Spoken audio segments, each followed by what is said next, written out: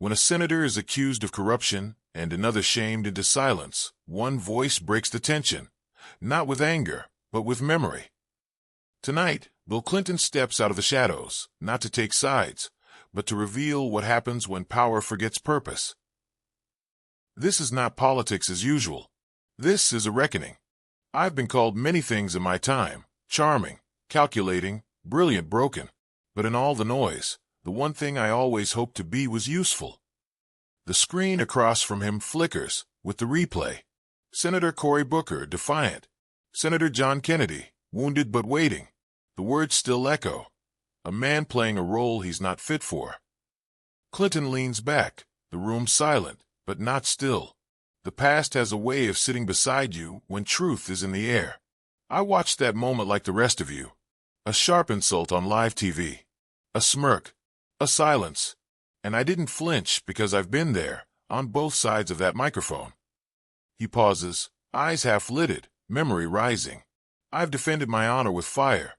I've swallowed pride with bourbon. And I've learned too late sometimes that the loudest voice in the room often hides the weakest foundation.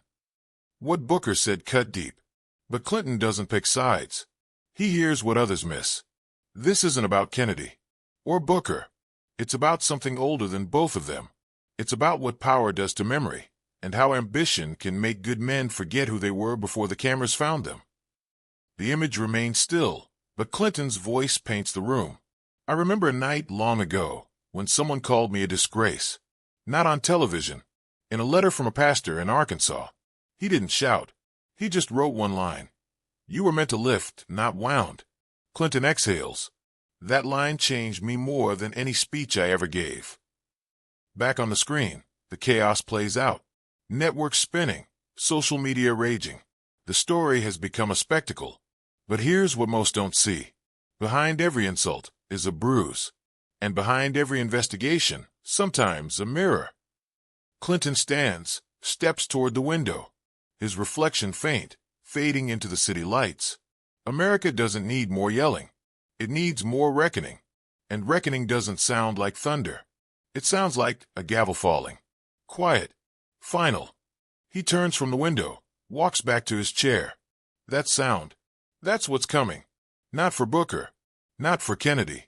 For all of us, who've forgotten what leadership costs, and what truth demands. The sound of the hammer is coming. And when it does, we'll all have to answer. When the truth comes out, it rarely roars. Most times it rustles. Like paper. Like a whisper. The broadcast rolls again, this time, not with outrage, but with evidence. Kennedy at the podium, voice low, steady. The folder open. The trail exposed. I know that kind of folder, Clinton says softly. The kind you pray no one ever opens. The kind filled with names, numbers, choices. He touches the folder in front of him, though his is different, older, tucked away for years. There was a time I told myself the ends justified the means, that if the policy helped people, the process could be messy, unseen, quiet. A pause. But quiet lies have loud consequences. As Kennedy unveils each page, the nation leans in.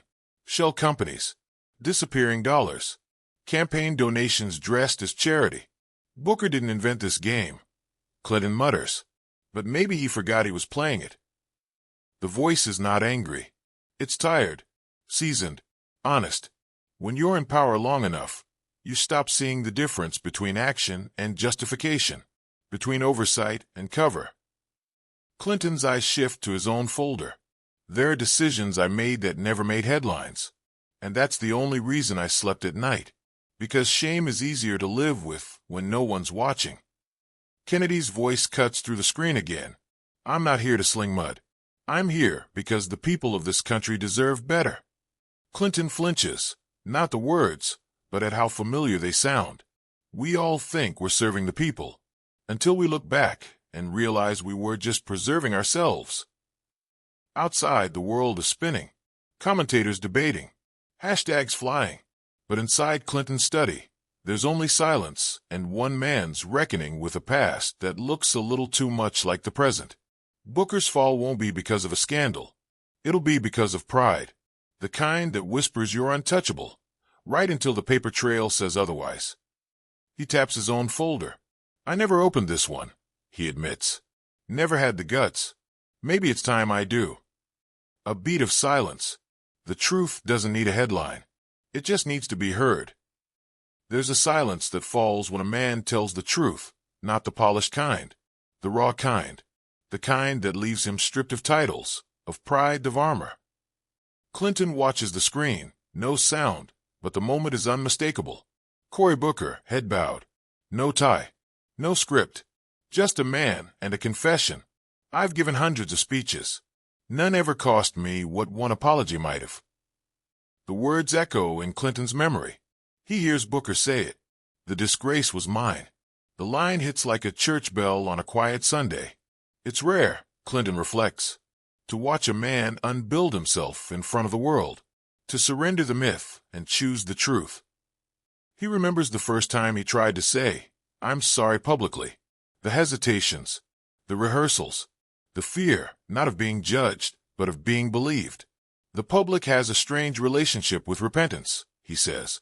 They crave it, then question it, because forgiveness is expensive, and trust even more so. As Booker continues, Clinton notices the trembling in his voice. Not performance. Pressure. A man breaking open, not breaking down. That's the thing about real apology. Clinton murmurs. It doesn't demand redemption. It just hopes for it. He thinks of a boy named Jamal, the letter that broke Booker more than Kennedy's folder ever could. Sometimes the truth doesn't come from reporters or senators.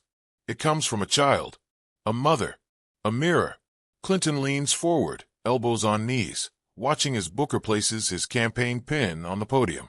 A simple gesture, but to a man who once lived and breathed politics, it's a burial. The hardest part of leadership, Clinton says quietly, is knowing when to step back and when to kneel.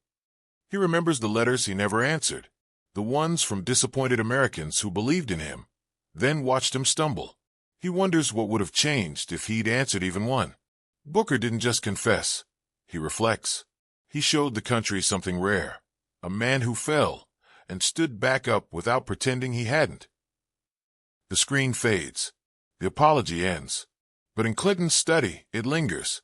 We talk about integrity like it's a slogan, he whispers. But sometimes, it looks like a broken man on a stage, finally getting it right.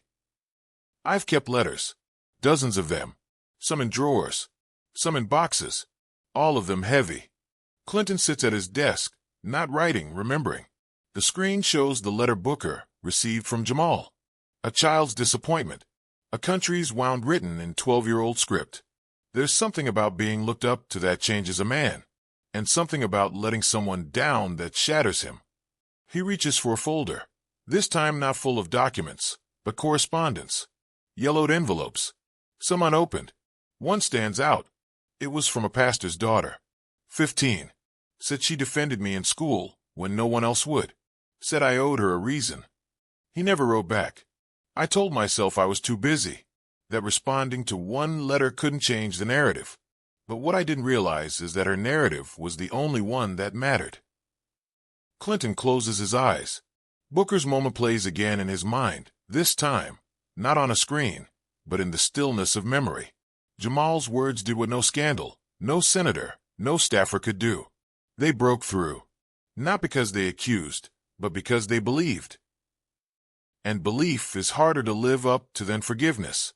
Every leader faces that moment, when their name isn't trending, but written in pen by someone who actually cares. Outside, the world moves on. Reporters talk numbers.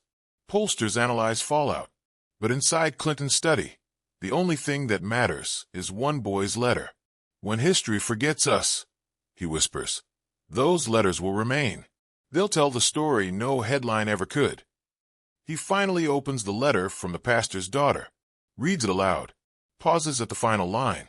Please don't let the world make you forget who you were before it loved you.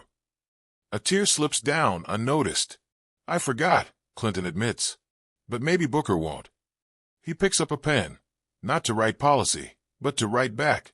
Because sometimes, redemption doesn't start with an apology. It starts with answering the letter you were afraid to read. They say the hardest part of telling the truth is saying it. That's not true. The hardest part is what comes next.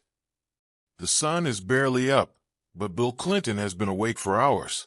Not pacing, not planning, just sitting with the echoes of a story that doesn't belong to him, but feels painfully familiar.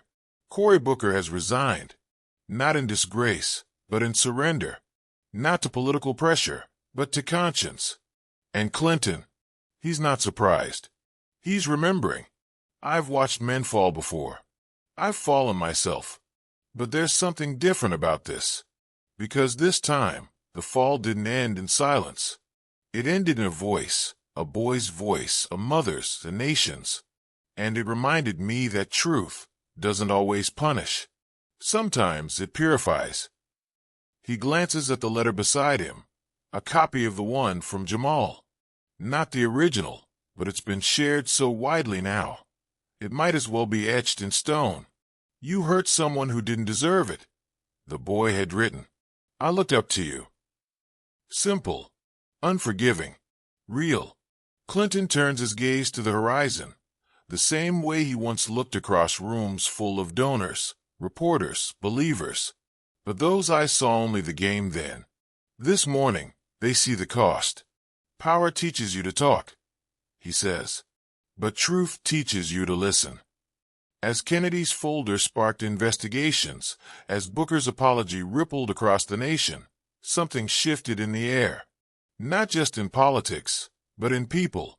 A teacher in Ohio rewrote her syllabus to include Booker's speech under a unit called Courage in Collapse.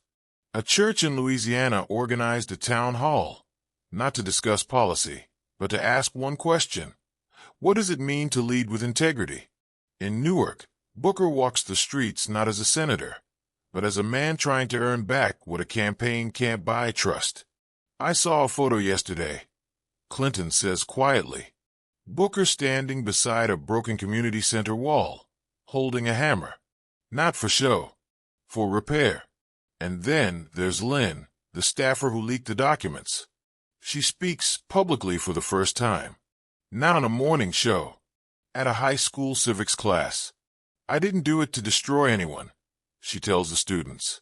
I did it because silence was starting to sound like complicity. Clinton nods, hearing her words as if they were spoken to him. I knew that sound, he says. I lived it. The quiet that follows knowing better, but choosing comfort. He rises from the table, walking to the edge of the porch. Birds stir in the trees. Somewhere nearby, a child laughs. A neighbor waters flowers. The world impossibly moves forward. That's what makes the truth so heavy, he says. The world keeps going, even when your name's still in the mud. He remembers a letter he received years ago, during the darkest part of his own presidency. It wasn't angry. It was pleading. A single sentence. Please don't waste the lesson. I did, he admits now. For a while. I tried to outlive the story instead of rewriting it. Booker did something I never did. He stopped, owned it, and handed the pen back to the people. A small box rests on the table behind him. Inside it, photos, notes, apologies never sent. He opens it, lays them out. They say history is written by the victors, Clinton muses. But sometimes it's rewritten by the ones who finally told the truth. He walks to the mailbox at the edge of his yard. In his hand, a letter, addressed to Jamal. Not as a president, not even as Bill, just as someone who understands. You showed a man his reflection, it reads. And that takes courage most adults don't have. Keep your heart strong, your eyes open, and never let disappointment kill your kindness. He places it in the box, raises the red flag. Back inside, the news rolls on. Analysts debate legacies. Think pieces trend. But Clinton turns off the TV. What comes after truth, he says finally, isn't a headline. It's a choice. A choice to rebuild, to restore, to reach, and to realize that redemption doesn't live in applause. It lives in the quiet places, letters written, walls repaired, children heard. That's where history shifts, he whispers. Not in Washington. In moments like this. The camera holds one last frame. Clinton standing still, the morning light behind him, one letter gone, and a nation, maybe, ready to listen. If you like the video, don't forget to subscribe and press the like button.